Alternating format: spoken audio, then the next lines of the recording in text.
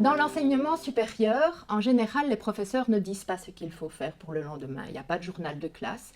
Et donc, les étudiants se demandent souvent, tiens, le soir, quand je rentre chez moi, qu'est-ce qu'il faut faire? Dans le cadre de nos séminaires de méthodologie, nous organisons une activité dans laquelle les étudiants doivent anticiper justement les tâches qu'ils vont mettre en œuvre pour leurs différents cours.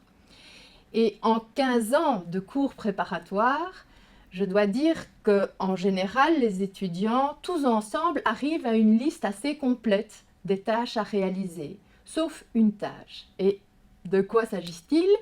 C'est la tâche qui consiste à percevoir quelles sont les exigences de ces différents professeurs. Donc, qu'est-ce que c'est percevoir les exigences de ces professeurs? C'est se demander comment les professeurs vont interroger, quel type de questions ils posent. Est-ce que ce sont des questions de définition, des questions qui nécessitent d'établir des liens entre différentes notions, des questions transversales? Alors, pourquoi est-ce si important de percevoir correctement les exigences du professeur, de chacun de ces professeurs, et ce, dès le début de l'année? C'est parce que justement, ça va orienter les différentes méthodes d'études.